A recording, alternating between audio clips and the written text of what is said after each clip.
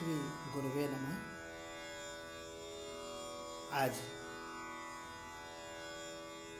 मेरे परम पूज्य गुरुवर पंडित मुकुंद विष्णु काल्विन जी की 103वीं जयंती है और इस अवसर पर उनके चरणों में श्रद्धा सुमन अर्पित करने के लिए मैं देवाशीष दे और मेरी शिष्या डॉक्टर रागिनी सरना यहाँ उपस्थित है। सर्वप्रथम मैं उनके द्वारा सिखाया हुआ एक राग शिवराज ये प्रस्तुत करूँगा और तत्पश्चात उनके व्यक्तित्व कृतित्व पर कुछ चर्चाएं होंगी। डॉक्टर रागिनी सरना चर्चा करेंगी, फिर बाद में मैं कुछ और भी सुनाऊंगा। फिलहाल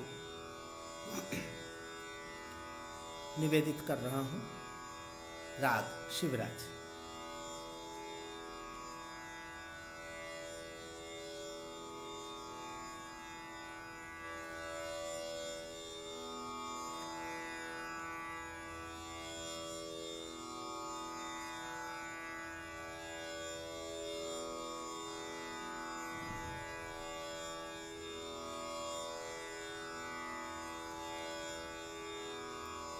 अज्ञान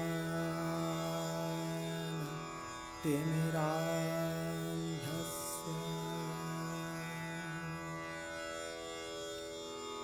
ज्ञानाञ्जन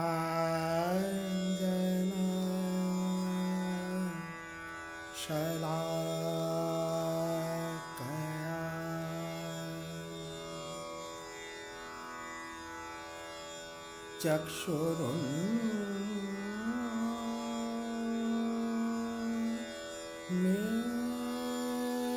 मीलितं येन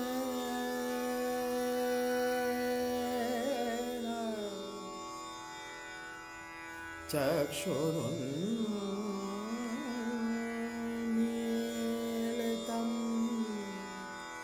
येन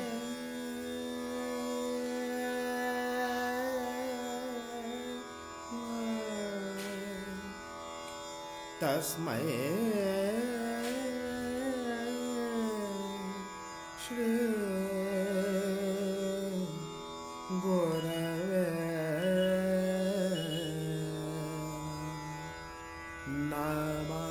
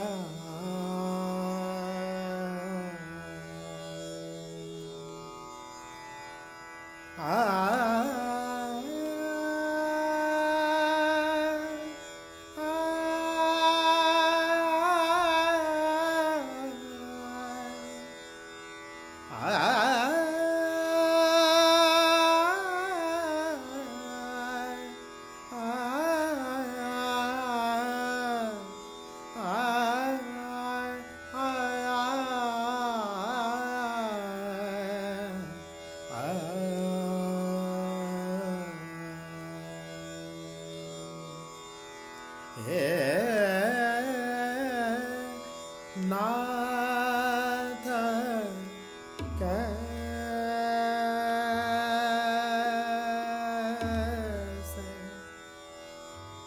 गज के फांद छुड़ा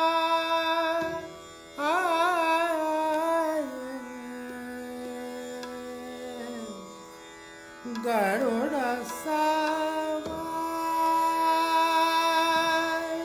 के धारे आए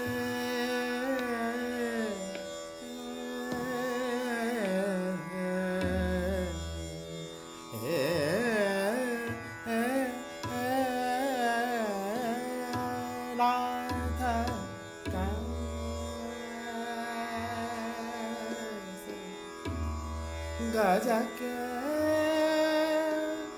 फंद छुड़ा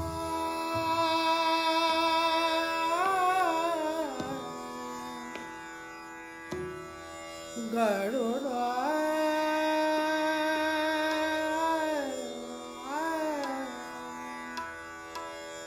सवार के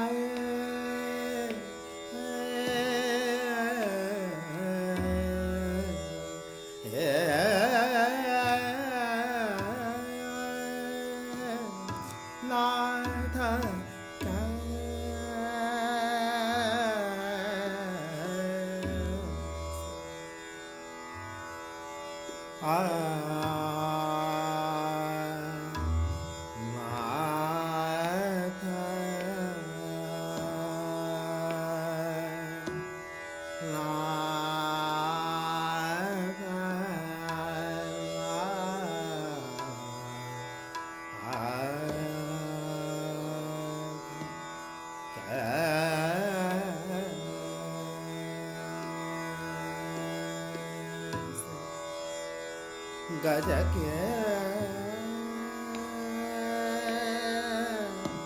फंद छुड़ा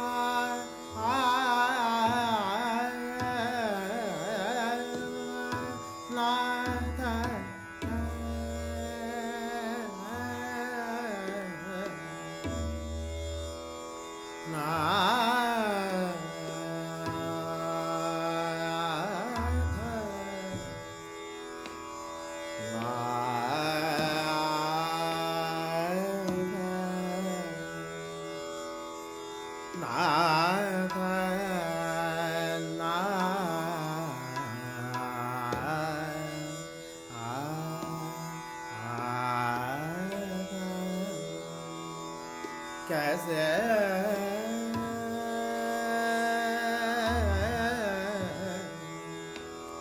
नाथ कैसे कैसे कैसे कैसे नाथ कैसे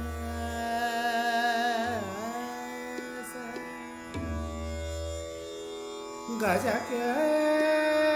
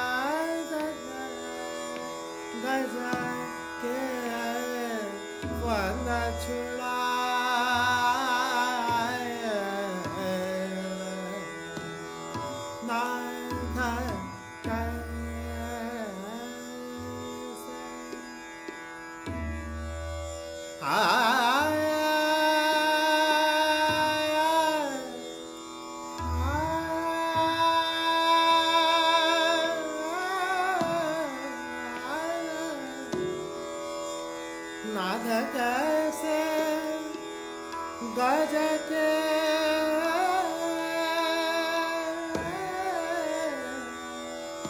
फंद छुड़ा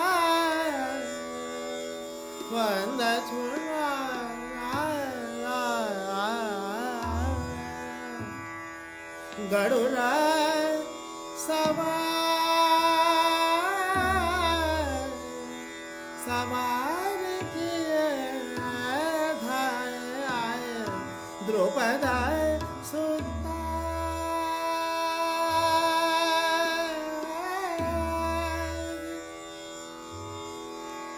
द्रुपदा द्रुपदा सुता द्रुपदा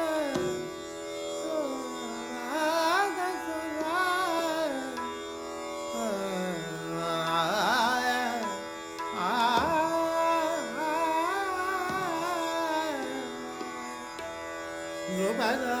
सुता द्रुपदा द्रुपदा सुता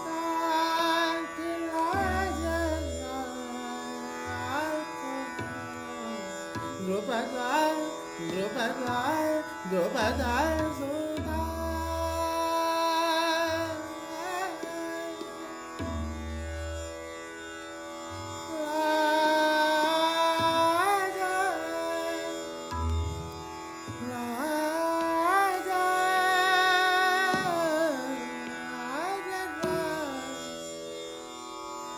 द्रुपदा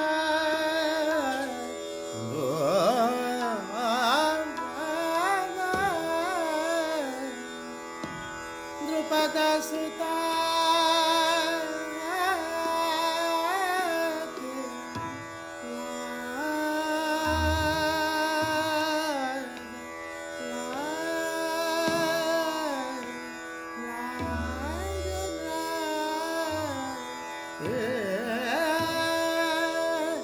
द्रुपदा सुता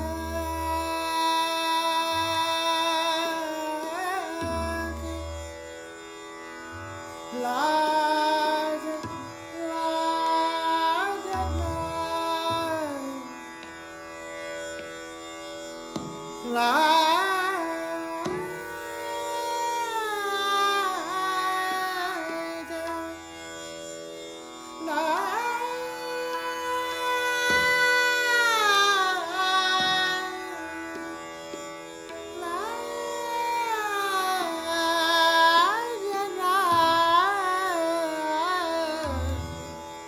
द्रुपदा सुता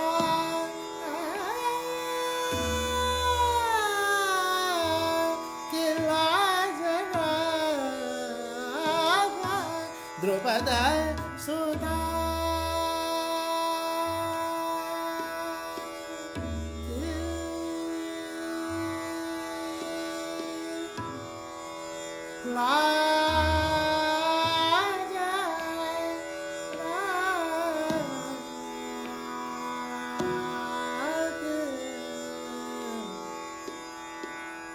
तुरत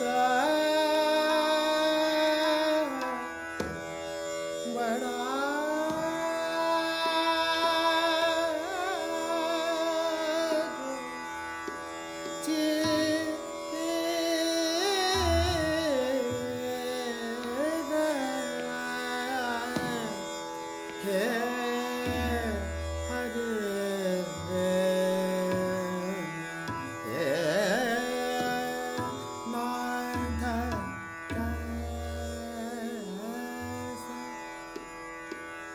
Gama bani sani da ba ma gama bani da ba ma ma ba da ba ma ba da ba ma ba ma gama re sani sa gama ba ma gama re sa pa ma gama bani da ba ma bani da ba ma ba da ba da ba ma ba gama ma re sani sa ga ga re sani sa gama ba ba ma ma ga re sani gama bani da ga re sani da ba ma ba sani da ba ma bani da ba ma ba da ma ba ma gama ma re sani sama ba re sani sa pa ma ba gama re sani sa ga re sani sa gama bani da ga re sani da ba ma ba sani da ba ma bani da ba ne da ba da ba ma ba gama re sani sa gama ba ma gama bani da ba da ba ma gama re sa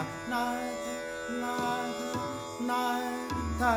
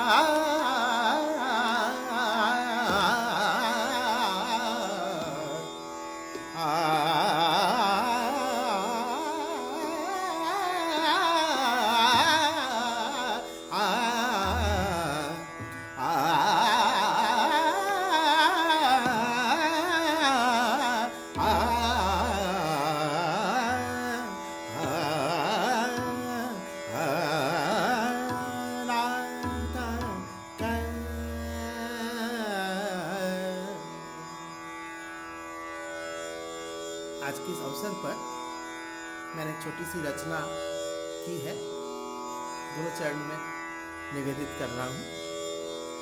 Gunjan गुंजता कलरवतान, Gunjan गुंजता कलरवतान, Gunjan गुंजता कलरवतान, Gunjan गुंजता कलरवतान, Gunjan गुंजता कलरवतान। नर नारी न मिल मंगल गान, गुंजन गुंजन गुंजता कलरवतान, गुंजन गुंजता कलरवतान। नर नारी न मिल मंगल गान, गुंजन गुंजता कलरवतान, गुंजन गुंजता कलरवतान। नर नारी न मिल, नर नारी न मिल, नर नारी न मिल, नर नारी न मिल, नर नारी न मिल मंगल गान, गुंजन गुंजता कलरवतान। गुरुपद वंदन,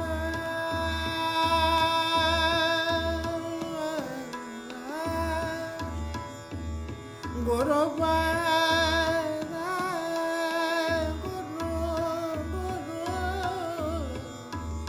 गुरुपद गुरुपद वंदन चरण पखारन, गुरुपद वंदन चरण पखार, चरण चरण चरण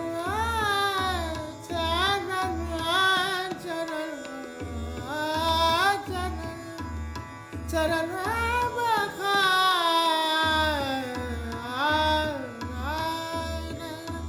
गुरुपद वंदन चरण पखारन, आनंद बधावन धरनित ध्यान, आनंद बधावन धरनित ध्यान, आनंद बधावन, आनंद बधावन,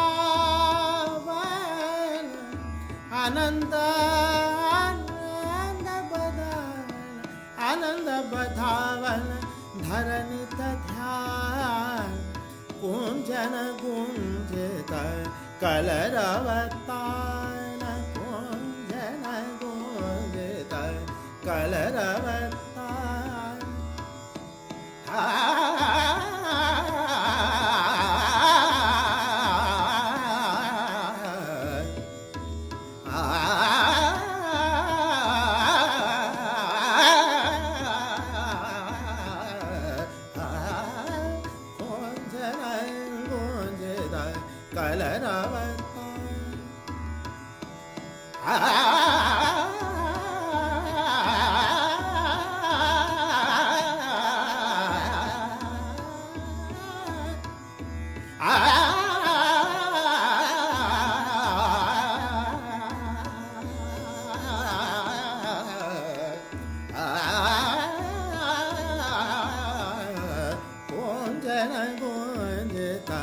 कलरवतान।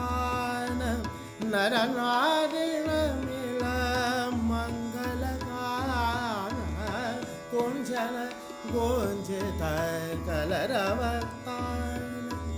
गुरुपद वंदन चरण पखारन, गुरुपद वंदन चरण पखारन, आनंद बदावन धरनित ध्यान, आनंद बदावन धरनित ध्यान, कुंजन कुंजित कलरवतान, कुंजन कुंजित कलरवतान, कुंजन कुंजित कलरवतान, कलरवतान, कलरवतान।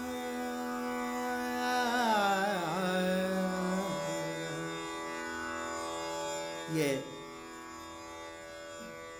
रचना आज ही इस पवित्र पुनीत पावन अवसर पर आज ही रचित हुई है गुरु जी की प्रेरणा से। और मैं अब मेरी शिष्या डॉक्टर रागिनी सरना से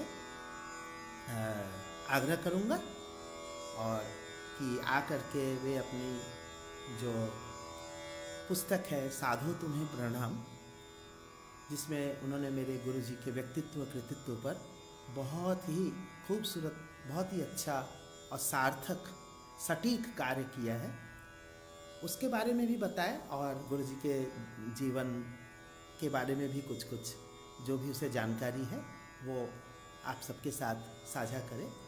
तो मैं डॉक्टर रागिनी सरना को बुला रहा हूँ।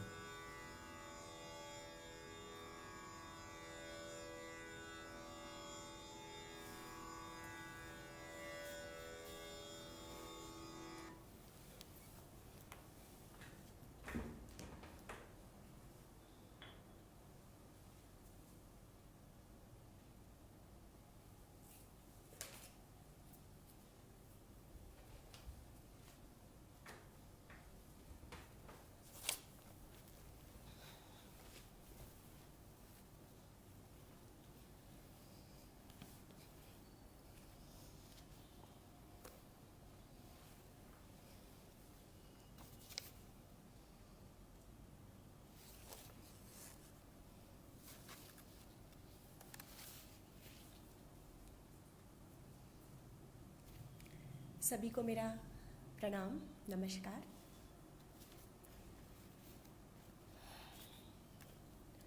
जैसा कि हम सभी को विदित है कि आज हम अपने परम पूज्य दादा गुरुजी पंडित मुकुंद विष्णु काल्विन जी की 103वीं जन्म दिवस मनाने के लिए यहाँ एकत्रित हुए हैं।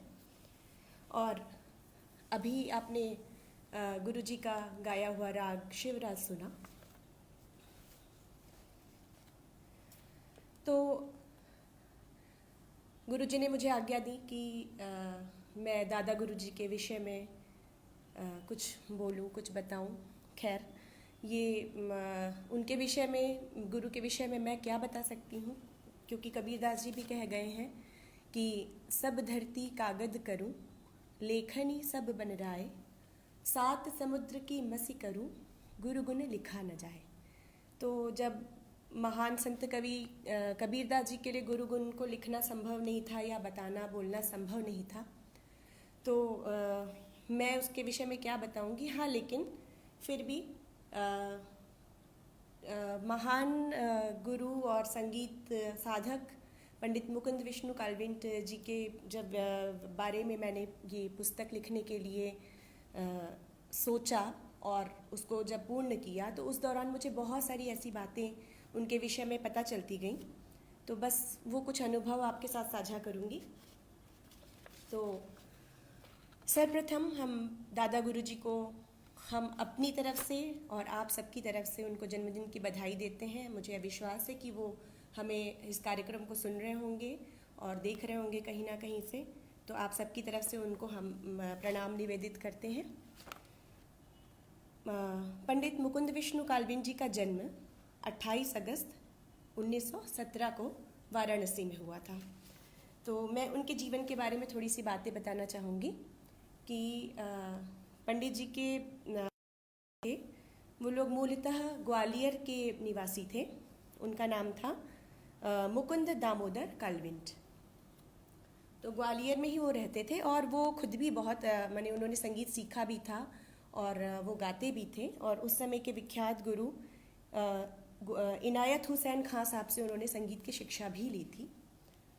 तो वाराणसी आगमन की उनकी कथा भी बहुत ही रोचक है। हुआ यूँ कि विष्णु दिगंबर पलुस्कर जी और विष्णु नारायण भातखंडे जी, ये दोनों जो महान संगीत सेवी और संगीत के प्रचारक थे, आप सभी उनके बारे में, दोनों के बारे में, महापुरुषों के बारे में जानते हैं, वो बताने की मुझे कोई आवश्यकता नहीं है। तो वो जगह जगह जो है जाके संगीत के प्रचार प्रसार के लिए उस समय बहुत कार्य उन दोनों ही महापुरुषों ने किया।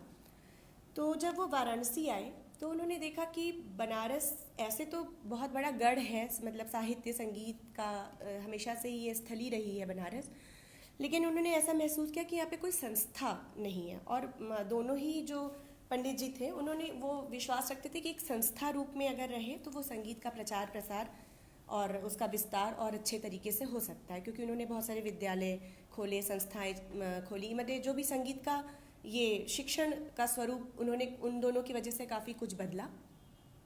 तो उन्होंने काशी में जब देखा कि ऐसी कोई संस्था नहीं है कि जहाँ संगीतज्ञ एकजुट होकर कुछ कार्य कर सकें, तो उन दोनों ने सलाह मशवरा किया यहाँ से काशी के विद्वानों से और यहाँ के राजा महाराजाओं से, सबसे। तो फाइनली उन लोगों का एक विचार ये बना कि हम लोगों को यहाँ पे एक संस्था खोलनी चाहिए, जो काशी संगीत समाज के नाम से उन्होंने खोलने का संकल्प लिया। तो अब बात ये हुई कि वहाँ संस्था का कार्यभार कौन संभाले।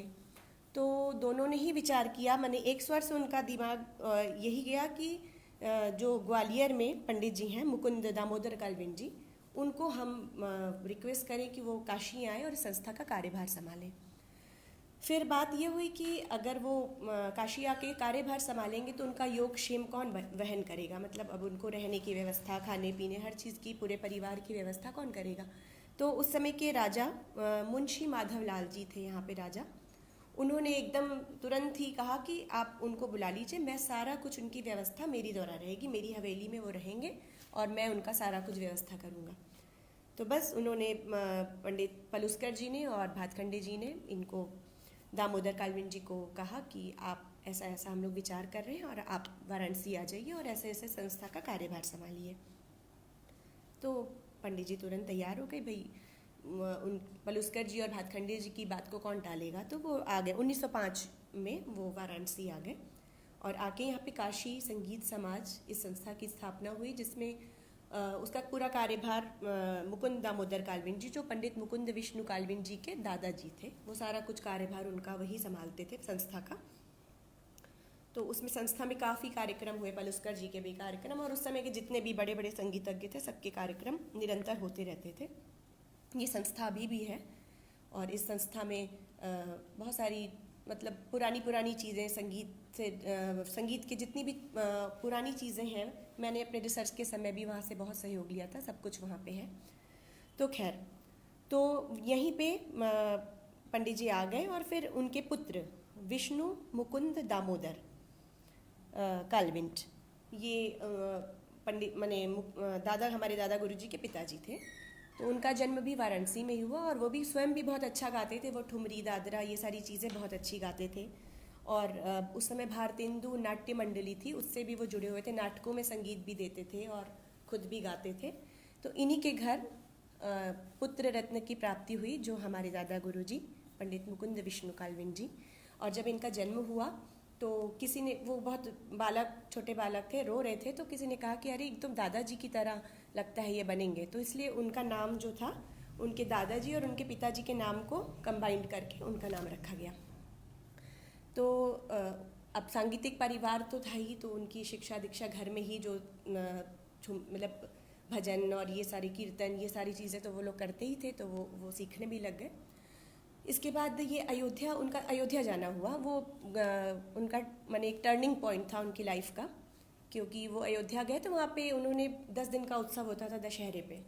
तो वहाँ पे पंडित विष्णु दिगंबर पलुस्कर जी का गायन उन्होंने सुना। तो वो खुद पंडित जी की मैंने एक वो पढ़ी है, मतलब जीवनी पढ़ी थी, उसमें उन्होंने खुद लिखा था, संस्मरण उन्होंने लिखा था, वो मैंने पढ़ा था। उसमें उन्होंने लिखा था कि मेरी तो जैसे आंखें ही खुल गई वहाँ जाके। वो उस समय मात्र 10 वर्ष के थे। तो उन्होंने लिखा कि मैं बहुत छोटा था, फिर भी मेरी तो एकदम आंखें ही खुल गई कि ये क्या है। मतलब उनको इतना, बोले कि एकदम लग रहा था ईश्वरीय अनुभूति हो रही है पलुस्कर जी का गायन सुन के।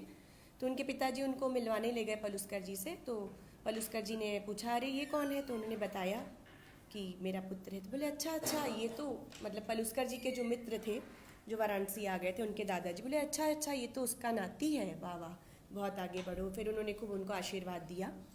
तो उसके बाद से पंडित जी को बहुत मन हुआ कि वो विधिवत तालीम ले संगीत की। तो इसी क्रम में एक बार उनके पिताजी उनको ग्वालियर लेके गए।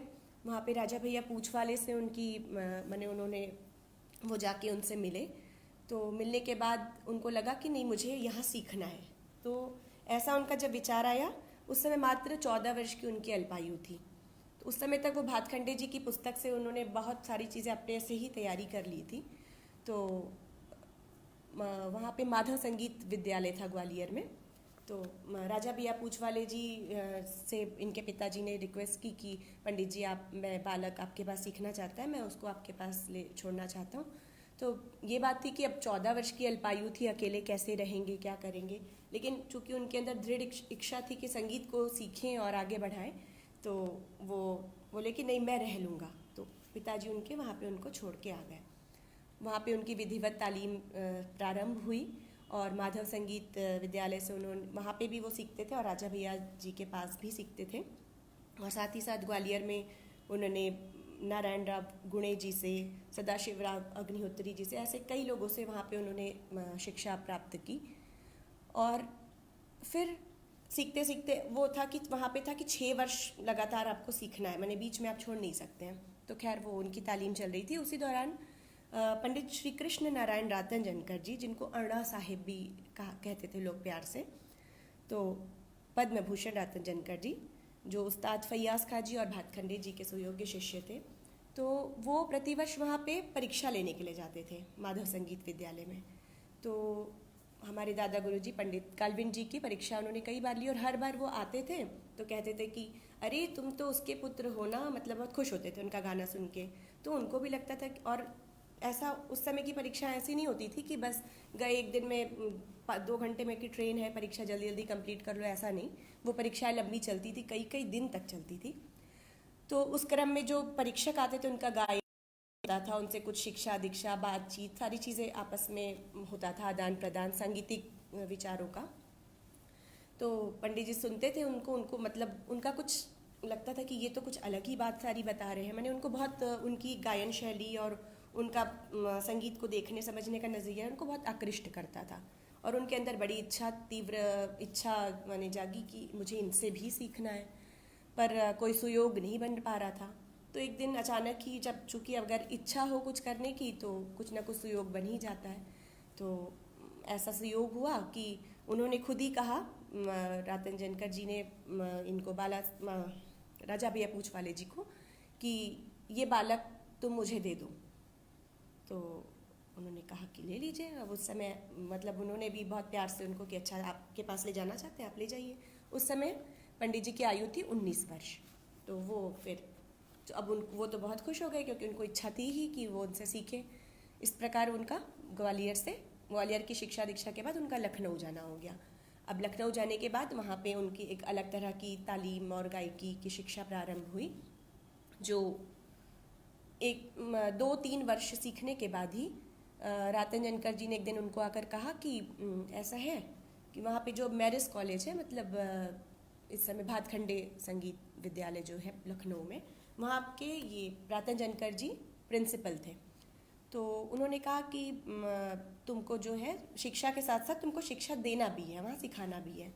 तो पंडित जी बड़ा घबराए कि अरे मैं कैसे सिखा सकता हूँ, क्योंकि मात्र उस समय उनकी आयु 19 साल में वो अगर आ गए थे लखनऊ तो उस समय 2-3 साल बीता था, तो 21-22 ऐसा कुछ उनकी आयु रही होगी। तो वो बड़ा घबराए कि मैं यहाँ पे मतलब मैं कैसे शिक्षा दूंगा।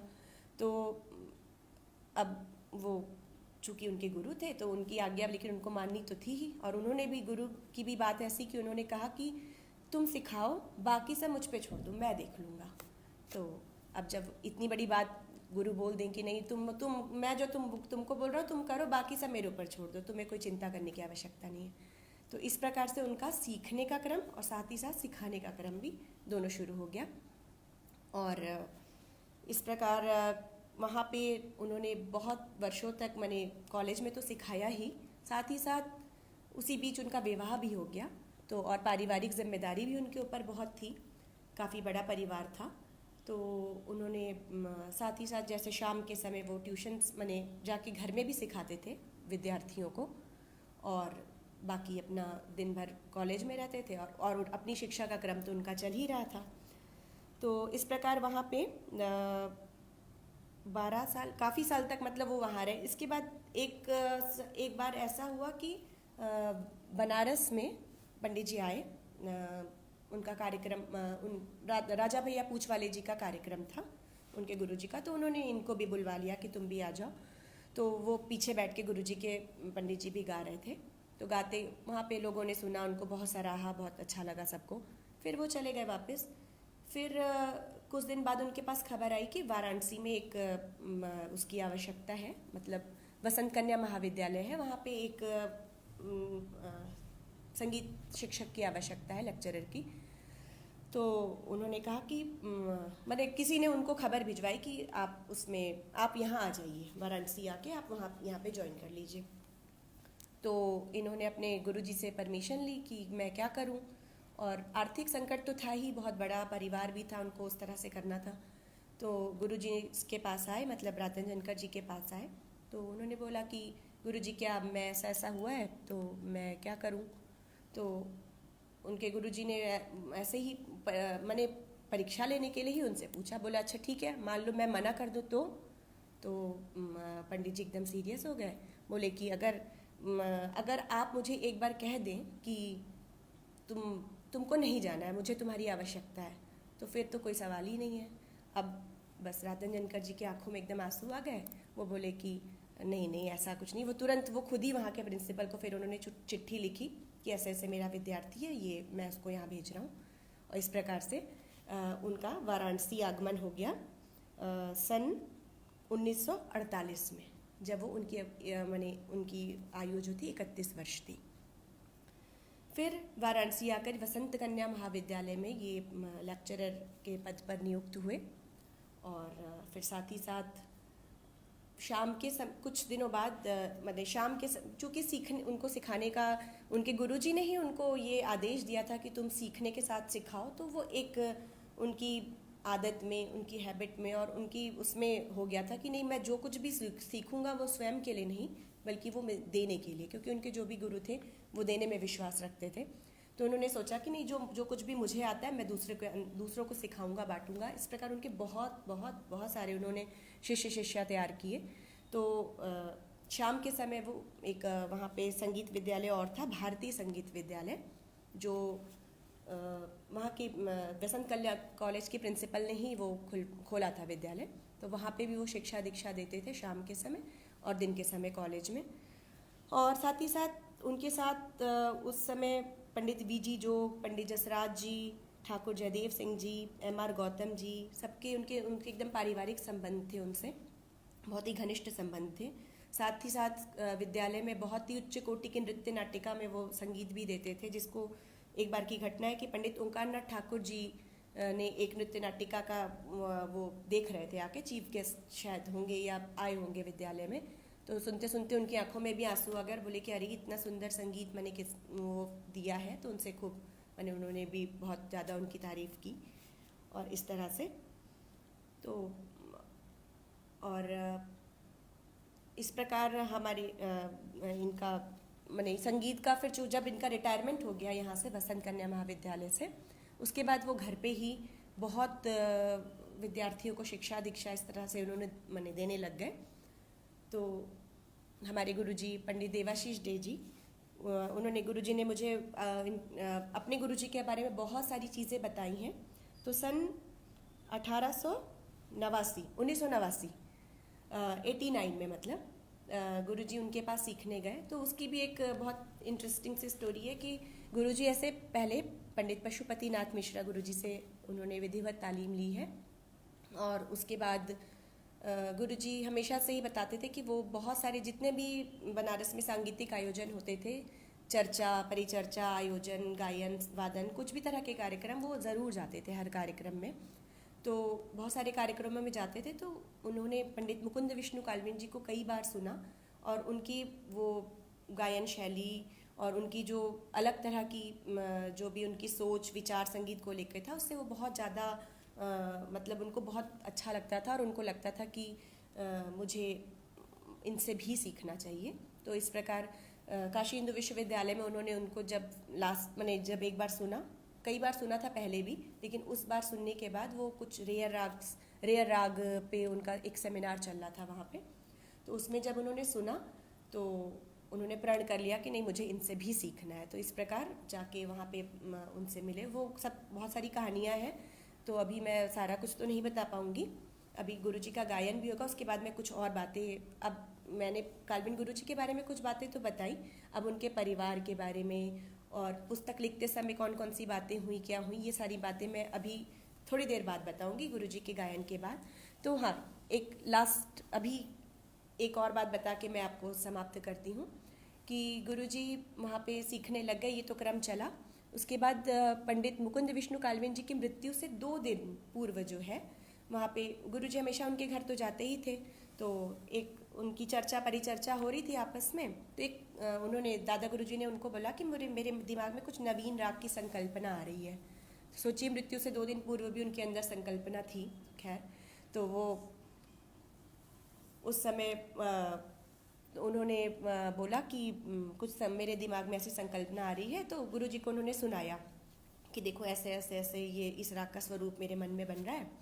तो गुरुजी ने उनसे कुछ उनकी गुरुजी की बहुत इंटरेस्टिंग सी बातें हुई, तो वो हम चाहेंगे कि वो गुरुजी से मैं आग्रह करूँगी कि कृपया गुरुजी मुझे हम लोगों को वही राग सुनाएं जिसकी चर्चा हो रही थी, और उसकी चर्चा में क्या चर्चा हुई और उस राग का नामकरण कैसे हो गया।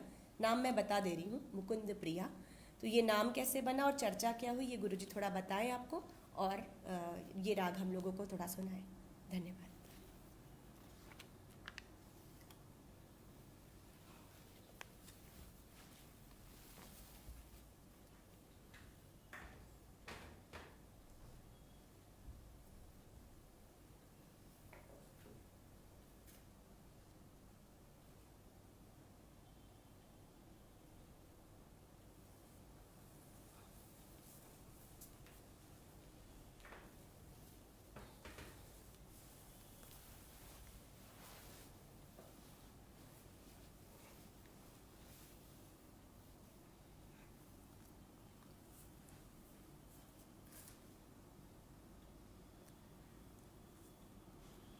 जैसे कि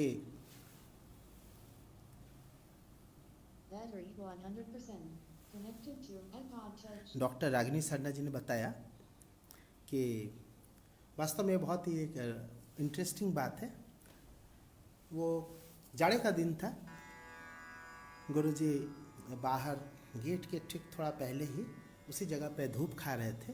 दोपहर का वक्त था और मैं एक ऑफिस में काम करता था, उसके चलते मैं फिर मुझे जो थोड़ा बहुत वक्त मिल जाता था दोपहर को लंच वंच टाइम में, तो मैं कभी कभी जाया करता था। उस दिन भी मैं गया था।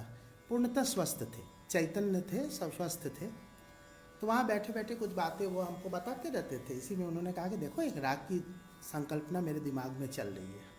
सुनाया उन्होंने, तो सुनाया तो मैंने उनसे कहा कि इस राग का नाम मैं रखूँगा।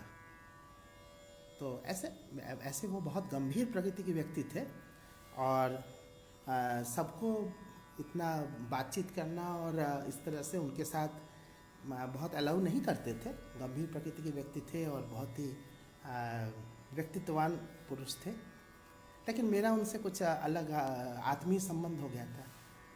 तो मैंने कहा इसका नाम मैं रखूँगा। तो बोले क्या रखोगे? तो मैंने कहा इसका नाम रखूँगा क्योंकि इससे पहले उन्होंने एक राग बनाया था, इसका नाम उन्होंने रखा था देवप्रिया। तो मैंने सोचा, मैंने उसी तरह उनसे कहा कि मैंने कहा इसका नाम मैं रखूँगा मुकुंद प्रिया। तुरंत गंभीर हो गए, बोले कि नहीं मेरे नाम से, मैं अपने नाम से नहीं। वो अपने नाम और यश और कीर्ति इन सब चीज़ों से बहुत दूर रहना चाहते थे। बस किस तरह संगीत की सेवा करें उसमें रमे रहें, उनको और कोई चीज़ नहीं चाहिए। सिर्फ और सिर्फ साधना चाहिए। तो मैंने कहा कि नहीं, इसका नाम मुकुंद प्रिया रखूँगा, तो उन्होंने तुरंत मना कर दिया। तो खैर हमने पूछा तो क्या रखेंगे आप, तो बोले कि मैं इसका नाम रखूँगा विष्णु प्रिया। मैंने कहा क्यों? बोले हमारे पिताजी का नाम था विष्णु मुकुंद कालविंट, तो इसलिए मैं उनके नाम से रखूँगा। हमने कहा नहीं, आपको रखना चाहिए अपने नाम से। तो खैर ये मेरा एक उनका मेरे प्रति बहुत स्नेह था कि मैं इतना बोल लेता था उनसे। तो मैं बात आई गई हो गई, उस समय तक बना भी नहीं था राग का स्वरूप, केवल उन्होंने बताया भर था कि ऐसे होगा, इधर ये राग दिखेगा, उधर ऐसा होगा, वगैरह वगैरह समझा दिया। और उसके बाद मैं चला गया, और मुझे क्या मालूम था कि 2 दिन बाद काल मुझसे उनको छीन लेगा।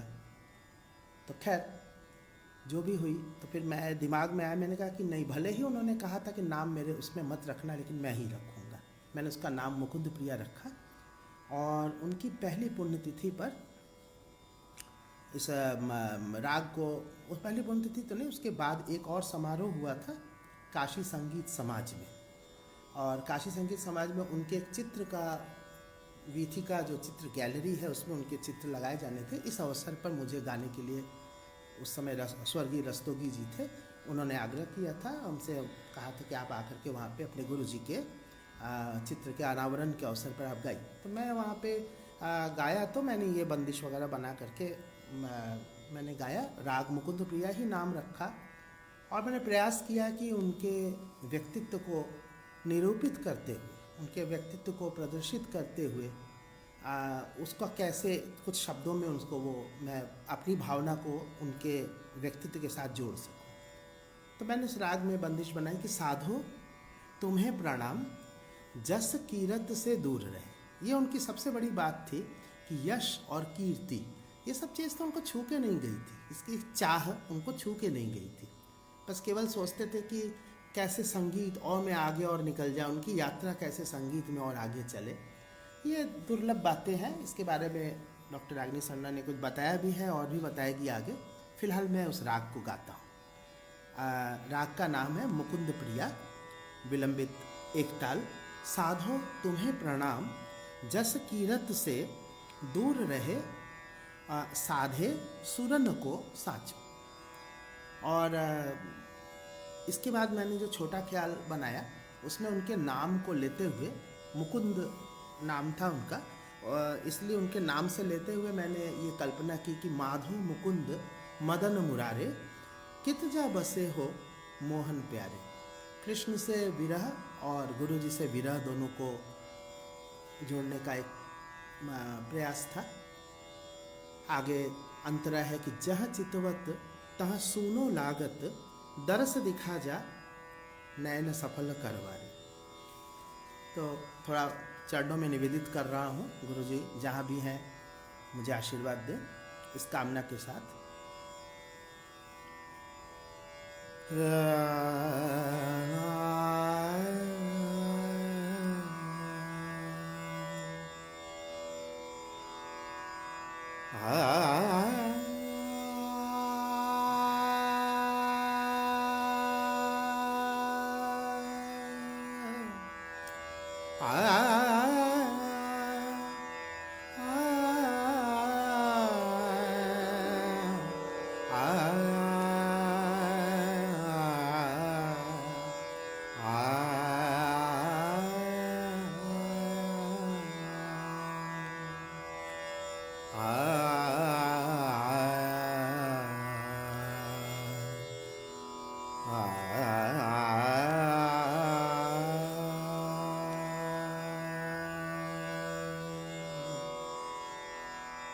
साधो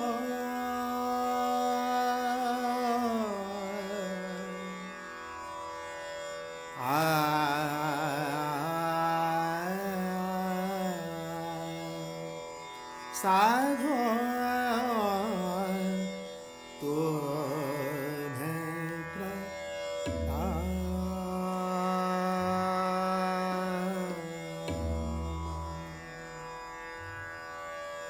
जैसा के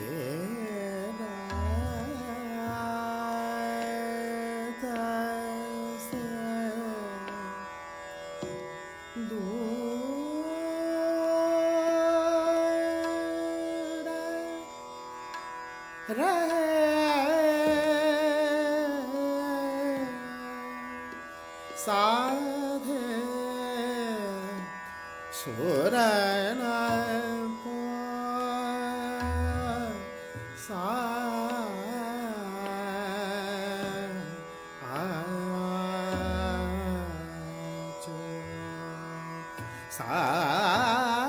साधो तुम प्रणाम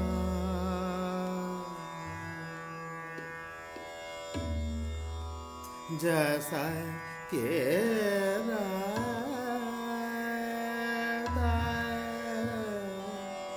से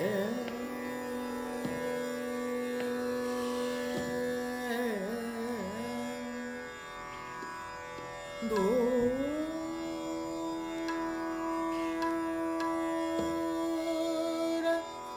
रहे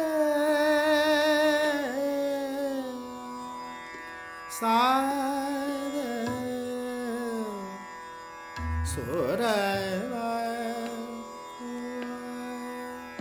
साधो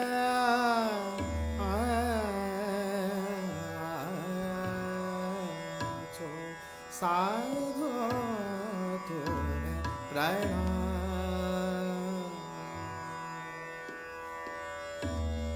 साधो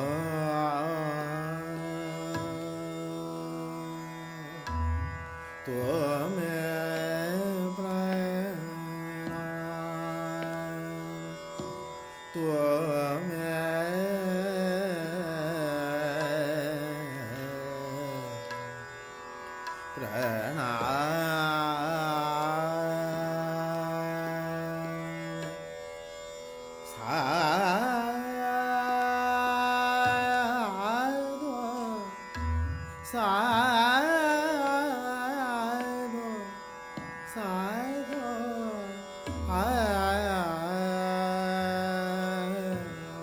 साधो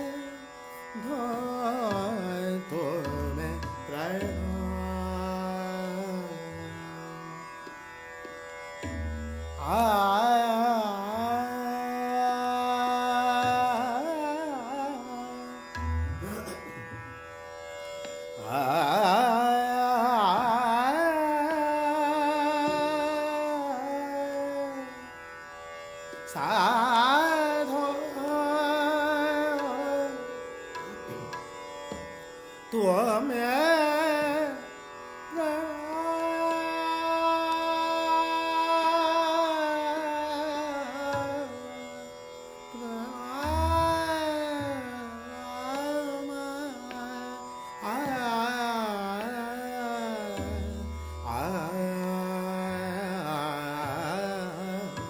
साधो तुम प्रणाम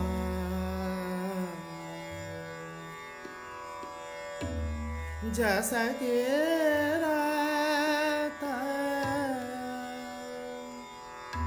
जैसा जैसा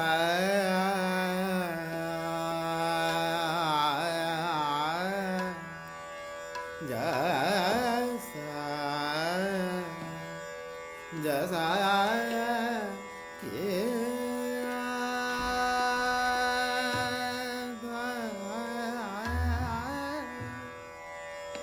से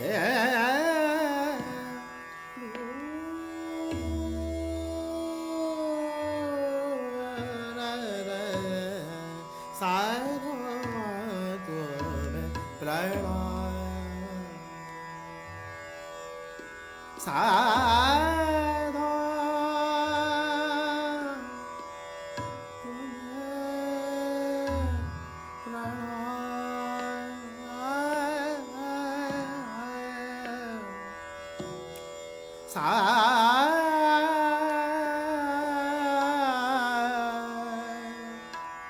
तुम्हें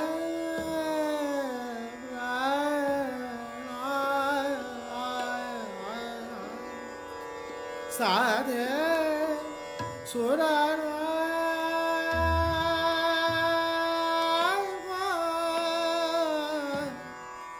साधे सुर साचो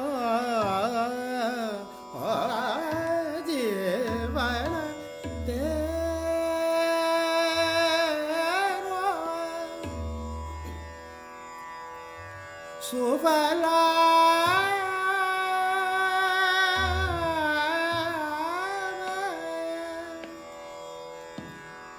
Sobala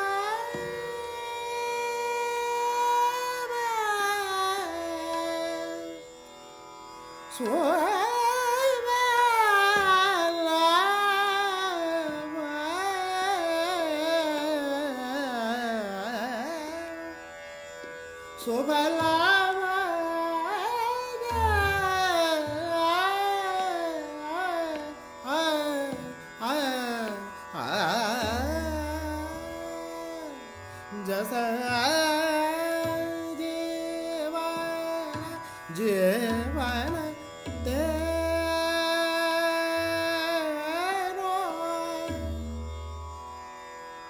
सुफला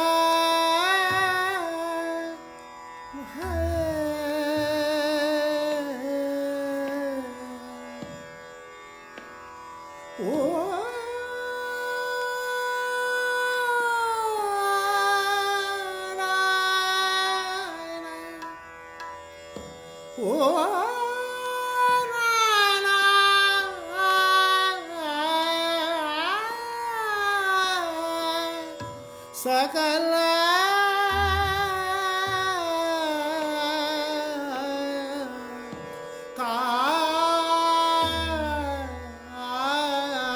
काम साधो तुम्हें प्रणाम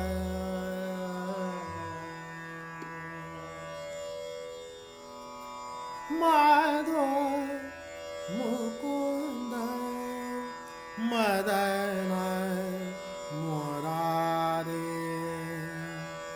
कित जा बसे हो मोहन प्यारे माधो मुकुंद मदन मुरारे माधो मुकुंद मदन मुरारे माधो मुकुंद मदन मुरारे माधो मुकुंद माधो मुकुंद माधो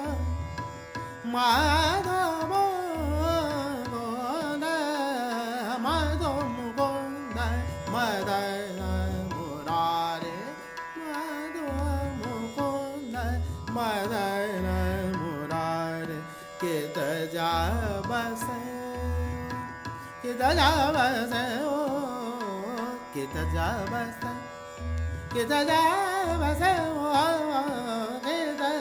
कित जा बसे ओ कित जा बसे ओ कित जा बसे ओ कित जा बसे ओ मोहन प्यारे कित जा बसे मोहन प्यारे माधो मुकुंद मदन मुरारे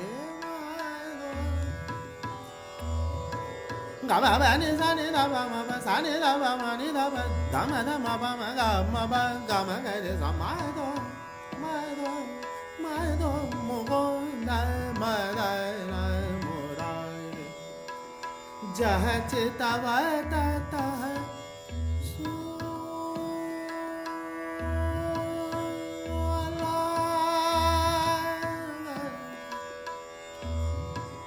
जहाँ चितवता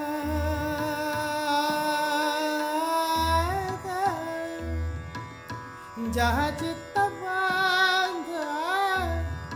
सुनो लागता सुनो लागता सुनो लागता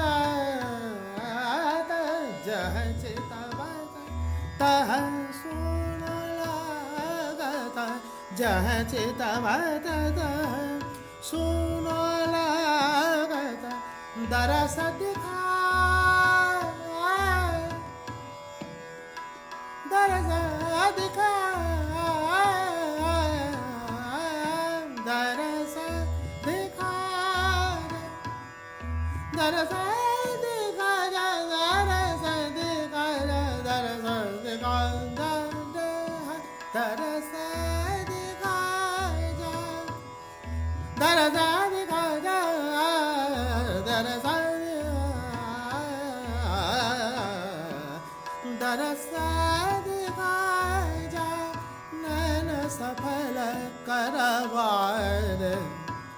नैन सबल करवार करवार करवार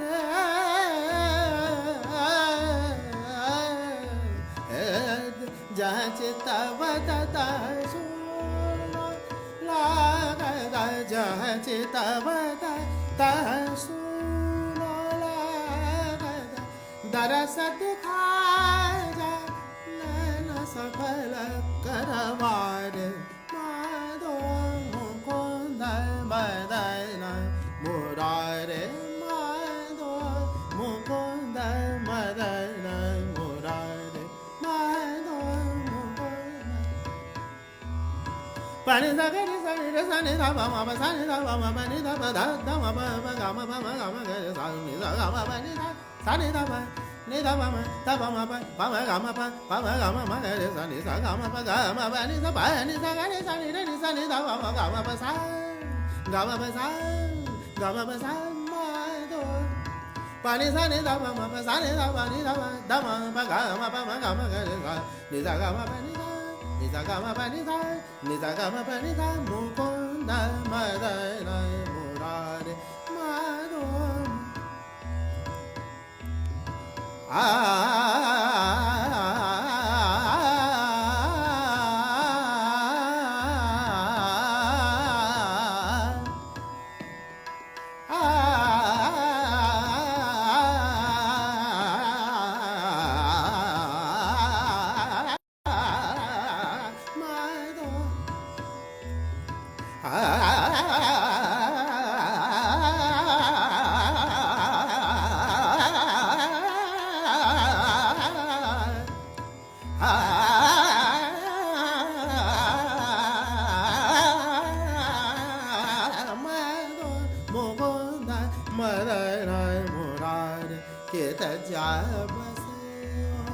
मोहन प्यारे बसे मोहन प्यारे माधो मुकुंद मदन मुरारे माधो मुकुंद माधो मुकुंद माधो मुकुंद।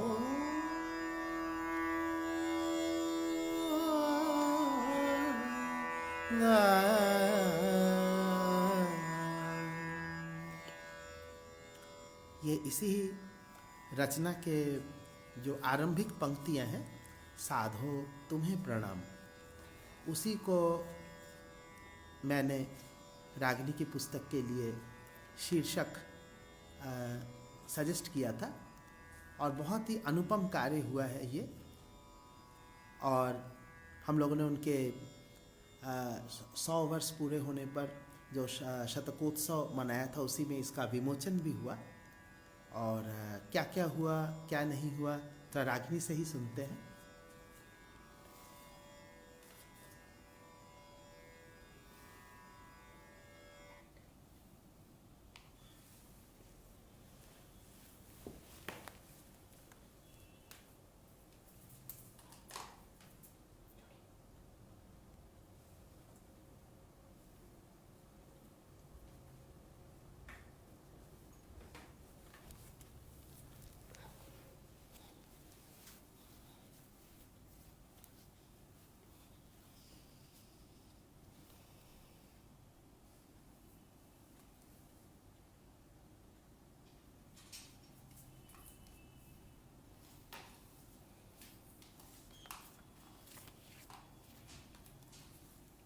पुनः सभी को नमस्कार।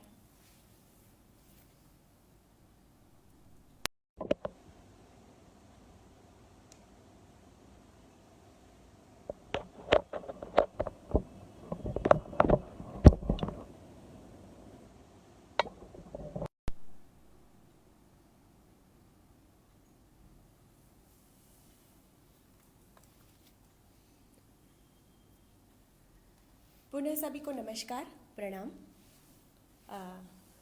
इतनी सुंदर हमने रचना सुनी, साधो तुम्हें प्रणाम और माधो मुकुंद मदन मुरारी। मेरी आवाज़ आप लोगों को ठीक से आ रही है? अगर थोड़ा कमेंट में बता दीजिए अगर कम आ रही हो तो। पिछले बार कुछ लोगों का कहना था शायद थोड़ी कम आ रही है।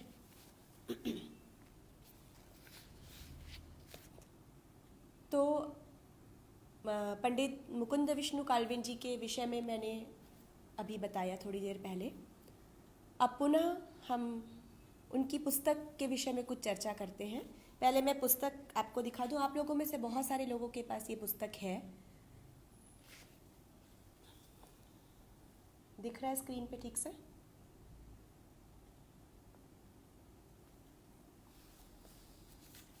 जी। तो इसका नाम, पुस्तक का नाम साधो तुम्हें प्रणाम। ये क्यों रखा गया ये तो गुरुजी ने आपको बता दिया। गुरुजी ने मुझे सजेस्ट किया था क्योंकि ये बंदिश थी और वो चूँकि सच्चे साधक के रूप में उन्होंने पूरा अपना जीवन व्यतीत किया, तो इससे बेहतर और इससे उपयुक्त कुछ नाम हो भी नहीं सकता था।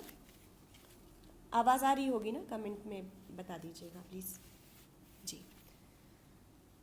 तो अब पुस्तक के बारे में थोड़ा ये बात करना चाहूँगी कि पुस्तक आखिर पुस्तकाकार इसको मिला कैसे, क्योंकि ये तो बात सही है कि वो सच्चे साधक थे पंडित जी, और वो कभी भी यश कीर्ति से बहुत दूर रहे और अपना एकांत में जैसे एक तपस्वी जीवन व्यतीत करता है वैसा ही उन्होंने जीवन व्यतीत किया। तो सबसे पहले तो मैं जब गुरुजी के पास मतलब मैं सीखने गई तो बहुत सारे राग शुरू में सीखती थी, करती थी। उसके बाद कुछ दिनों के बाद मैं सुनती भी थी। गुरुजी के बहुत सारी रिकॉर्डिंग्स थी और कैसेट थे और सब मैं सुनती थी बहुत। तो जो जिसमें से मुझे एक राग गुरुजी का गाया, वो गुरुजी का प्रिय राग भी है, वो राग चंद्रकौंस। तो वो मुझे बहुत ज़्यादा पसंद था। मतलब रोज़ रात को मैं वो लगा के ही सोती थी और सुनती थी। तो उसमें मुझे सुनने में क्योंकि मैं ज़्यादा दिन उस समय मुझे सीखते हुए भी नहीं हुआ था, तो मुझे लगता था कि बड़ा कठिन सा राग है और लेकिन बड़ा अच्छा लगता था सुनने में। तो अब मैं गुरुजी से थोड़ा डरती भी थी शुरू में। मैं बोलती नहीं थी कि नहीं ये राग सीखना है, वो गुरुजी जो सिखा दिए वो मैं सीख लेती थी। तो बस मेरे मन में इच्छा थी कि मुझे ये राग भी मैं सीखना चाहती, क्योंकि उसकी बंदिशें भी मुझे बहुत सुंदर और बहुत अच्छी लगती थी, अलग तरह की लगती थी।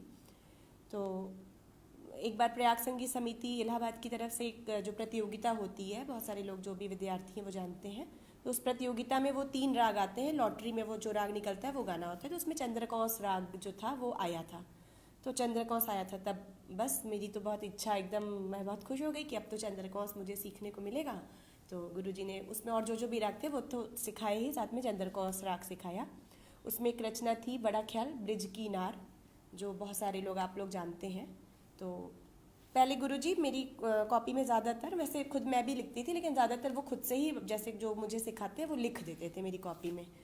तो मैंने देखा कि गुरुजी ने मुझे लिख के कॉपी वापस की, तो मैंने देखा नीचे पंडित मुकुंद विष्णु काल्विन जी लिखा है। तो मैंने गुरुजी से पूछा कि अच्छा ये आपके गुरुजी की रचना है?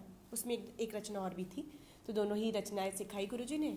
तो मैंने बोला कि आपके गुरुजी की रचना है? तो गुरुजी ने बताया कि हाँ उनके गुरुजी की रचना है। फिर उनके बारे में कुछ बातें और भी बताई मुझे। मैंने उन गुरुजी के साथ उनका क्या क्या हुआ, बहुत सारे मैंने बहुत अच्छे अच्छे किस्से बताए। तो मैं बहुत ध्यान से मैं सुनी। तो अब सुनते सुनते मुझे मन में जब ऐसा फील हुआ कि अरे मुझे भी उनसे मिलना चाहिए कभी। तो ऐसे एक दिन मौका हुआ, गुरुजी से भी मैंने बात किया। गुरुजी ने बोला कि हाँ उनका घर वहाँ पे है, तुम कभी जाके मिल लेना। तो मैं पापा के साथ एक दिन गई, डरते डरते। उनके बारे में मैंने सुना था कि बहुत गुस्सैल हैं और ये सारी चीज़ें, तो मैं डरते डरते गई उनके यहाँ। तो गई तो वहाँ पे गुरुजी, दादा गुरुजी की पत्नी श्रीमती रेणुका काल्विन जी वो मिली, और बहुत ही मतलब वो क्या बोलूँ, इतना प्यार से उन्होंने बात किया मुझे, एकदम बहुत मैंने मिल के बहुत ही अच्छा लगा। मैंने उनको प्रणाम किया। फिर गुरुजी से, दादा गुरुजी से मैं ज़्यादा कुछ बोल तो पाई नहीं, बस मैंने प्रणाम किया। और मैंने उनको देख के मुझे एक बहुत लग रहा था कि कोई पवित्र सी मूर्ति ऐसे बैठी है, और मैंने बहुत कुछ सुना था ही उनके बारे में। तो मैं कुछ बोली नहीं उनसे, बस मिली। तो जब उन्होंने सुना कि मैं गुरुजी के पास सीखती हूँ तो वो बहुत आशीर्वाद दिए, क्योंकि वो गुरुजी को एकदम अपने पुत्रवत मानते थे।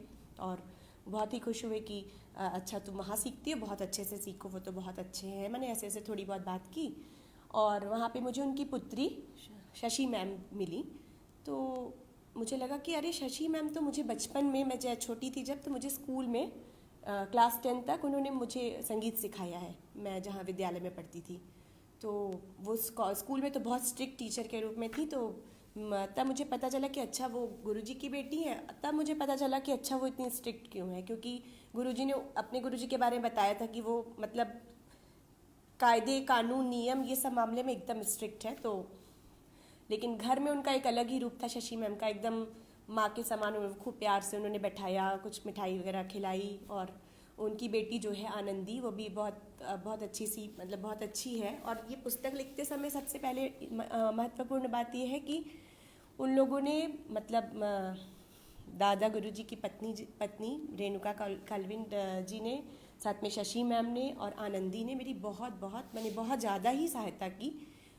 शशि मैम तो मुझे, वो शशि मैम की आदत थी वो डायरी लिखने की, तो उन्होंने पूरी की पूरी डायरी मुझे अपनी दे दी कि तुम इसमें से, तो उसमें उन्होंने बहुत सारे संस्मरण और जो भी कुछ बातें, मैंने कई सारी ऐसी बातें जो उनको कभी याद आ जाती होंगी, या गुरुजी के साथ उनका जो भी बात थी, वो सारी चीज़ें, उसमें बहुत सारी चीज़ें लिखी हुई थी।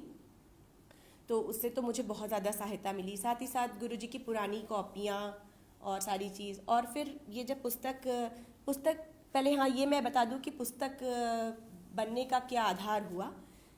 ये चूँकि मैं गुरुजी के बारे में मुझे इतनी बातचीत हो गई और मुझे बहुत, मैंने उनके प्रति एक अलग ही मेरा भाव आ गया। तो फिर जब मैंने BHU से जब मैं रिसर्च में मेरा एडमिशन हो गया, तो मुझे मन किया कि मैं उन दादा गुरुजी का विषय लेके उनके ऊपर ही रिसर्च करूं। पर किन्हीं कारणों से ये विषय मेरा सेलेक्ट नहीं हो पाया वहाँ पे।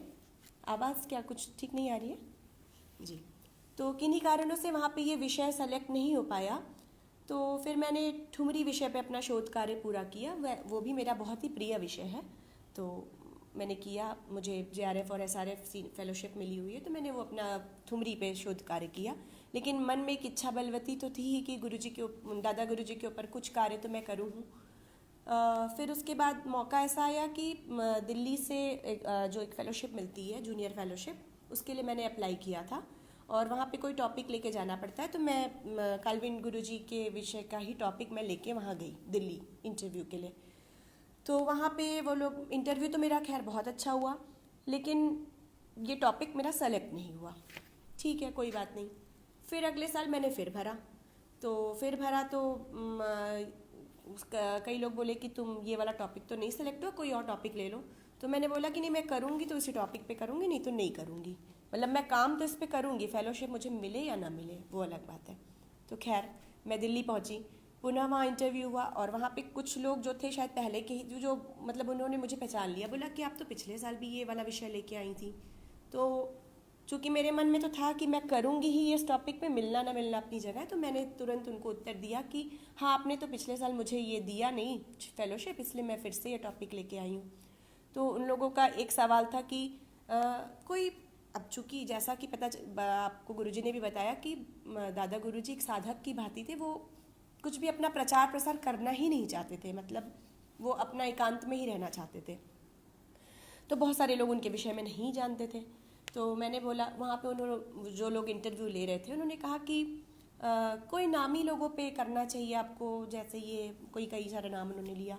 तो मैंने बोला कि नामी लोगों के विषय में करने के लिए मैं क्या करूँगी, उसके लिए तो बहुत सारी पुस्तकें हैं, वो पढ़ के मैं इधर उधर का लिख दूँगी और हो जाएगा मेरा काम, उसमें मुझे कोई दिक्कत थोड़ी होगी। लेकिन ऐसे किसी पे करना चाहिए मुझे काम जो साधक हों और संगीत के लिए बहुत कुछ किए हों, लेकिन लोग उनको ना जानते हों। तो अब शायद उनको ये बात समझ में आई होगी। तो बस उस साल मुझे ये फेलोशिप मिल गई। तो मैंने 2 साल खूब अच्छे से इस पे कार्य किया। और मैं बहुत दिन भर जाके काल्विन गुरुजी के घर पे बैठती थी, खाना पीना वहीं सब खाती थी। और उन रेणुका काल्विन जी, नानी जी, वो बहुत मुझे हेल्प करती थी। मतलब उनको तो बहुत सारी, इतनी सारी बातें याद है, मुझे खुद आश्चर्य होता था कि उनको कितनी सारी पुरानी मतलब छोटी से छोटी बात भी सन, घटना, तिथि के सहित उनको सब कुछ याद है। तो वो मुझे एकदम प्यार से सब कुछ बताती थी और मैं रिकॉर्डिंग सारा कर लेती थी, क्योंकि इतना सारी बात तो मैं लिख नहीं पाऊँगी। तो मैं रिकॉर्डिंग करके ले आती थी। शशि मैम भी मुझे बहुत सारी बातें, और मैंने बताया कि उन्होंने मुझे उनकी बहुत सारी कॉपियाँ, पुराने आनंदी, बहुत सारी, वो मतलब एक एक चीज़ वो लोग सहेज के रखे थे, क्योंकि मैंने उन गुरुजी के सारा, उनके जाने के बाद उनका सारा सामान बहुत सहेज के वो लोग रखे थे। तो मुझे हर चीज़ खोज के देना, निकालना, मैंने जितना तरह से सहायता हो सकती थी सबने किया। आनंदी में मुझे बहुत कुछ उसने भी दिया। और फिर उसके बाद मैंने सारा उन लोगों से सारी बातें की और सारा कुछ मटेरियल इकट्ठा किया। उसके बाद काल्विन गुरुजी के जितने भी शिष्य शिष्या थे जिनसे मैं मिल सकती थी, गुरुजी तो हैं ही, उनसे तो गुरुजी ने तो मुझे बहुत ज़्यादा ही उनके विषय में जितना कुछ हो सकता था सब कुछ बताया किया। और उन्होंने मुझे सजेस्ट किया कि इनसे मिलो, इनसे मिलो, उनसे मिलो। माने उनके साथ के जो लोग उनको बहुत ज़्यादा मानते हैं या उनसे सीखे हुए हैं या उनके कॉलेज के कुछ लोग हैं, इस तरह से करके मैंने काफ़ी लोगों से बातचीत की, सबसे मिली जुली, उनके विषय में बहुत सारी जानकारी इकट्ठी की, उनकी रिकॉर्डिंग सुनी, जितना कुछ मुझसे संभव हो सकता था। करते करते करते वो मेरे क्या बोलूँ कि दिल दिमाग में मतलब उनकी छवि और गहरी और गहरी और गहरी ऐसे बैठती चली गई। तो ऐसे करके मेरा कार्य वो 2 साल का कंप्लीट हुआ। उसमें मैंने थीसिस बनाई, खूब अच्छी खासी मोटी थीसिस बनी थी। उनका काम मतलब बहुत सारा, मुझे लगा नहीं था कि मैं इतना कर पाऊँगी, लेकिन अब उनके आशीर्वाद से ही और गुरुजी की प्रेरणा से मैं कर पाई। तो ये हो गया। इसके बाद पुस्तक के रूप में इसको आने का विचार इसलिए आया क्योंकि उसी जब मेरे थीसिस कंप्लीट होने के 2 साल बाद लगभग काल्विन गुरुजी का 100 वर्ष जन्मोत्सव का पूर्ण होने वाला था। तो हमारे गुरुजी के विषय में आप जानते ही हैं कि उनको आदत है थोड़ा पहले से हर चीज़ को विचार विमर्श करने की और सोचने की, थोड़ा पहले से प्लानिंग करने की। तो 2 साल पहले से ही गुरुजी के मन में था कि 100 वर्ष जो है, मतलब दादा गुरुजी का 100 वर्ष अत्यंत ही धूमधाम से हम लोग मतलब बहुत अच्छा आयोजन करेंगे, सांगीतिक आयोजन, और सब लोगों के साथ मिलके बहुत अच्छे से करेंगे उसको। तो 2 साल से ये प्लानिंग चल रही थी। तो गुरुजी ने मुझे कहा कि तुमने इतना अच्छा काम किया है तो इसको क्यों ना हम लोग पुस्तक के रूप में वो कर ले, ताकि उस समय आयोजन में जितने लोग भी आएंगे तो सबको ये पुस्तक दे दी जाएगी और सबको ऐसे ही मैंने बांटी जाएगी उसको, ताकि लोगों के बहुत सारे लोग जो उनके विषय में नहीं जानते हैं जान जाएं, पढ़ेंगे पुस्तक तो उनको बहुत सारी नई चीज़ों के बारे में पता चलेगा। तो उस समय से फिर हमारा ये कार्य पुस्तक के रूप में उसको देने का कार्य प्रारंभ हो गया। और कोई भी एक थीसिस को पुस्तकाकार देने के लिए कुछ अलग तरह से उसका कलेवर उसको देना पड़ता है। तो वो सारी चीज़ें हुई। कवर डिज़ाइन हुआ, बहुत ही सुंदर इसका कवर आप देख रहे होंगे। यहाँ के बहुत ही अच्छे डिज़ाइनर हैं श्री मनीष खत्री जी, उन्होंने ये कवर डिज़ाइन किया और लगभग 700 कॉपी हम लोगों ने इसकी फ्री सबको डिस्ट्रीब्यूट की, जितने भी लोग आए थे। तो 700 कॉपी बांटी। तो सोच सकते होंगे आप कि ये 100 वर्ष जो हम लोगों ने किया, मतलब अभी भी मैं सोचती हूँ तो मेरे आंखों के सामने वो पूरा कुछ आ जाता है। पूरा नागरी नाटक मंडली जो बनारस का सबसे बड़ा हॉल है, जो बनारस के बाहर के लोग देख रहे हैं वो नहीं जानते होंगे, तो वो बनारस का जो सबसे बड़ा यहाँ का मतलब 1000 कैपेसिटी का हॉल है, वो हम लोगों ने बुक किया था।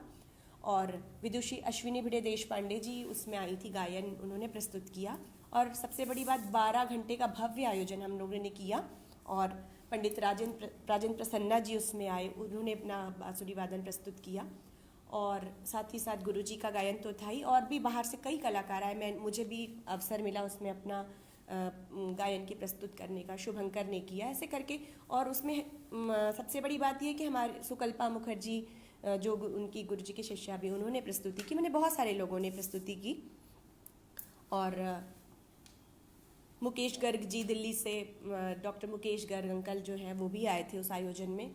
मतलब कौन कौन नहीं आया था मैं अभी नाम एक एक नहीं बता पाऊंगी आपको, लेकिन मैं उसकी बाद में हम लोग उसकी कुछ फ़ोटोज़ आपको शेयर करेंगे इस कार्यक्रम के बाद, आप ज़रूर देखिएगा तो आपको पता चलेगा। मैंने पूरा हॉल एकदम खचाखच भरा हुआ था।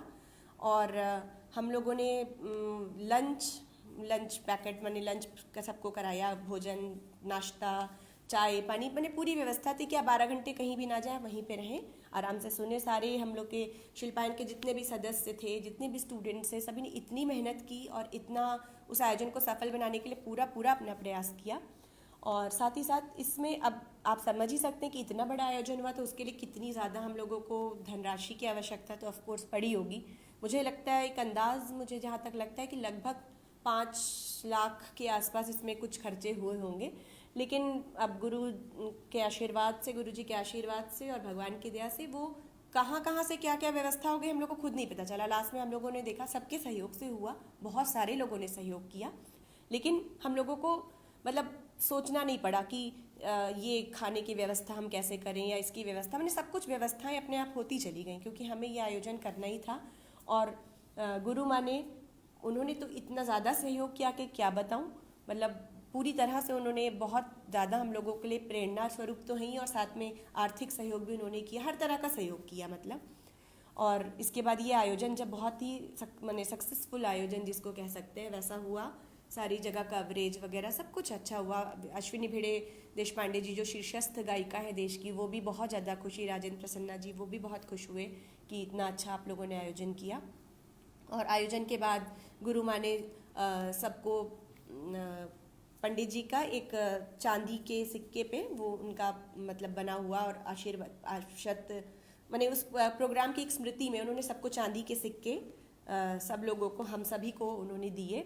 अभी भी बहुत सारे लोगों के पास वो होंगे, मैंने भी उसको बहुत ही संभाल के रखा है क्योंकि वो एक स्मृति है। तो इस प्रकार वो सफल आयोजन हुआ जिसमें हम लोगों ने ये पुस्तक सब लोगों को दी थी। और फिर सब बहुत सारे लोगों का ये बाद में आया भी कि पुस्तक पढ़ के उन लोगों को बहुत ही अच्छा लगा। और क्योंकि अब आप लोगों में से कई विद्यार्थियों ने तो पढ़ा भी होगा, कई ने नहीं भी पढ़ा अगर होगा तो वो ज़रूर पढ़ें।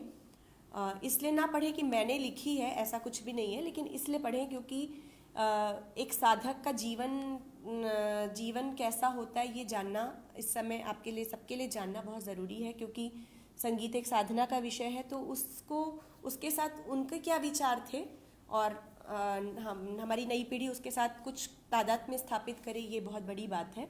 तो पढ़ के मुझे लगता है कि ज़रूर ही आप सभी जो है बहुत उसको पढ़ के अंदर से आपके अंदर कुछ अलग ही प्रेरणा का और उसका संचार होगा।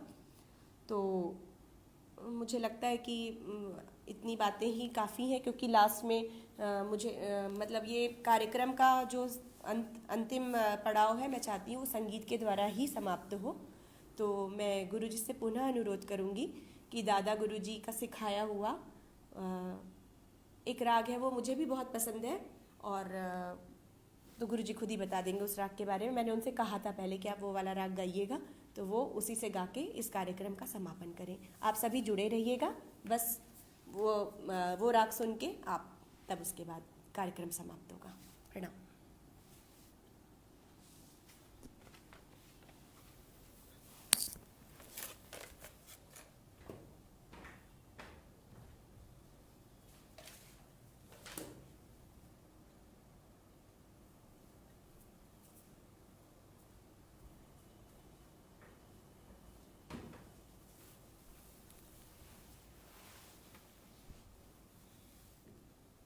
Battery 90%.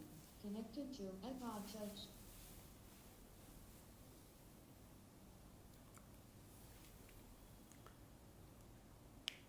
वैसे तो जब मैं थोड़ा होश संभाला संगीत की दुनिया में, मैं पंडित पशुपतिनाथ मिश्रा जी के पास सीखता था। सीखते सीखते हर जगह सुनता था। गुरुजी का भी आग्रह था कि सबको सुना करो, जितने भी विद्वान है सबका सुनोगे तो तुम्हें कुछ ना कुछ मिलेगा ही, घटेगा कुछ नहीं। तो सुनता रहता था। तो मैं सुनते सुनते मैंने इनको देखा कई जगहों पे कि क्या प्रस्तुति है, जैसी विद्वता वैसे सुनने में सुंदर भी। ये नहीं कि केवल विद्वता का प्रदर्शन हो रहा है, वैसा नहीं। संगीत में आनंददायक, अगर संगीत में आनंद नहीं हुआ तो विद्वता किस काम की, और विद्वता नहीं है तो फिर वो संगीत भी तो फिर वो शोरगुल हो सकता है। तो हमारी इस महान परंपरा में जैसा होना चाहिए वैसा गायन कई जगह सुनने को मिला। और मैं एक ओर से शायद धीरे धीरे मेरे मन के अंदर मैं तय ही कर चुका था कि सीखूंगा तो इनसे मुझे सीखना चाहिए। अभी मैं तय इतना नहीं कर पाया था, लेकिन हर जगह चल रहा था। संयोग की बात है, उस समय मैंने कई और लोगों से भी कुछ न कुछ सिखाने का आग्रह किया था। मुझे उस समय तकलीफ़ होती थी जब लोग मुझे ठुकरा देते थे, नहीं सिखाएंगे। कैसे बोलते थे, बोलने का अलग अलग ढंग था, लेकिन कुल मिलाकर नहीं सिखाया। मैं दुखी होता था। आज इस अवसर पे आके मैं सोचता हूँ, इस जगह पे आके सोचता हूँ कि वो मेरे लिए कितना बड़ा वरदान साबित हुआ कि मुझे सबने मना कर दिया तो मैं पहुँचा जा कर के जहाँ मुझे पहुँचना चाहिए था, मेरी गति जहाँ पर थी। तो ये विधाता कुछ कुछ चीज़ें लिख के रखता है। और मैं इसी तरह सुनते सुनते काशी हिंदू विश्वविद्यालय में एक बहुत ही उम्दा, उस ज़माने में बड़े उम्दे सेमिनार होते थे, काम चलाऊ नहीं बल्कि उसमें वास्तव में बहुत कुछ होता था, सार तत्व मिलता था। तो सेमिनार का शीर्षक था rare ragas and rare compositions. एक से एक विद्वान 6 दिन तक लगातार चल रहा था, कैसी कैसी प्रस्तुति सुनाई किसके बारे में फिर कभी। लेकिन एक दिन दिन का अंतिम कार्यक्रम शाम के झुरमुट में काल्विन जी गुरु जी का था। तो वो वहाँ पे राग मलुहा केदार सुनाने के बाद मैं सुनता रहा एकदम भावपूर्ण, सम्मोहित शब्द कहना ज़्यादा अच्छा है। करते करते जब पीलू की माँ जब राग आया और जब मैंने इसको सुना तो फिर मैंने अपने मन से सारे द्वंद्व दूर करके मैंने तय कर लिया कि सीखूंगा तो इनसे ही। और मैं उनका अंधेरा सा था उस समय क्योंकि रात हो रही थी, तो मैं किसी तरह जा कर के उनका पैर छू करके चला आया। उस समय मैंने कुछ कहा नहीं उनसे, लेकिन वो मेरा समर्पण था। उसके बाद मैं उनके घर पहुंच गया और ये सन 1989 की बात है, 1989 की 1 जुलाई को मैं उनके घर में सीखने पहुंच गया। तो चूँकि वो राग अब मैं और विस्तार में अभी नहीं बता रहा हूँ क्योंकि काफ़ी विलम्ब भी हुआ होगा, आप लोगों को बहुत देर से हम लोगों ने रोक रखा है। तो मैं एक छोटी सी प्रस्तुति उस राग की पीलू की मांझ की मैं आपके सामने प्रस्तुत कर रहा हूँ और गुरु जी के चरणों में निवेदित कर रहा हूँ। ये उनकी वो चीज़ थी जिसके चलते मैं एकदम उनका चरण मैंने पकड़ लिया था। कभी इसके बारे में विस्तार से फिर कभी बात होगी। फिलहाल हम आपको सुनाते हैं राग पीलू की मांझ। इस राग की रचना मेरे दादा गुरु जी के गुरु जी पद्म भूषण पंडित श्री कृष्ण नारायण रातंजनकर जी सुजन उनके द्वारा रचित है। उन्होंने कई सारे राग बनाए जिसमें से ये बहुत ही महत्वपूर्ण और बहुत ही अलग इसकी रचना हुई है और इसमें रचना भी उन्हीं की है। ऐसी कैसी प्रीत नेहा की निराली।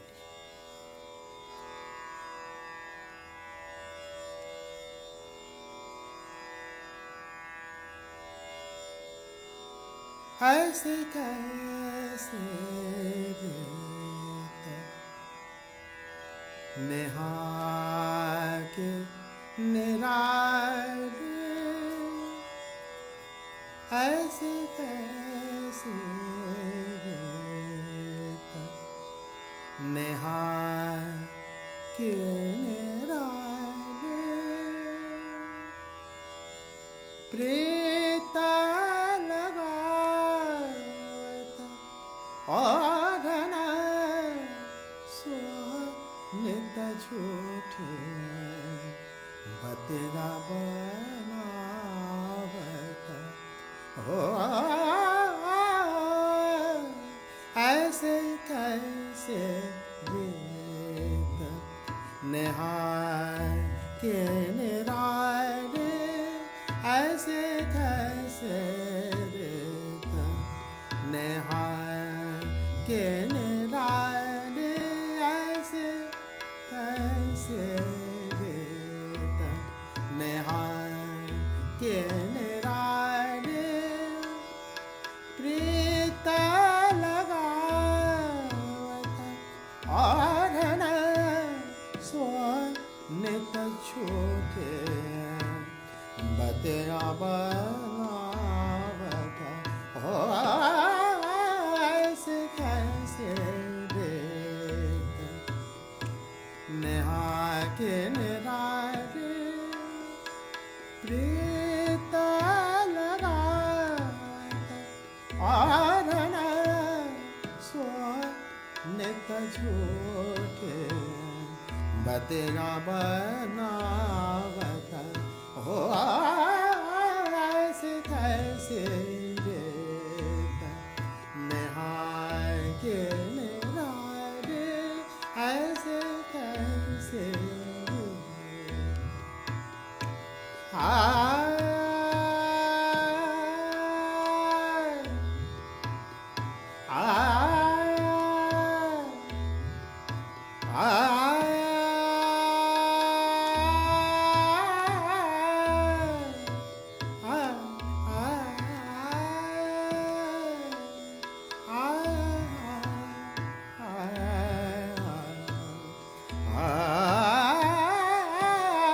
ऐसे कैसे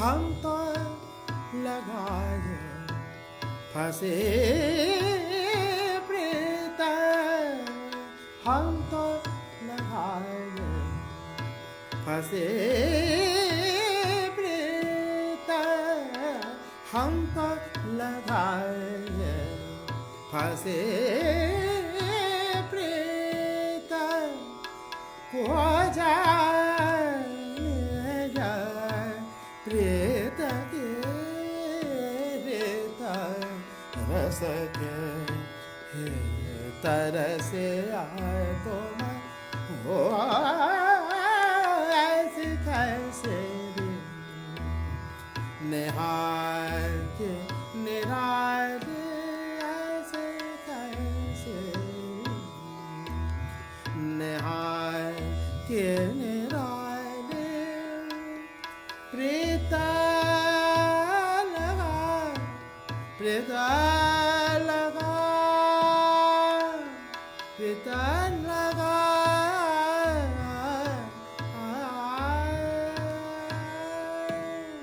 ऐसे कैसे रे निहाय के निराय ऐसे कैसे ऐसे कैसे ऐसे कैसे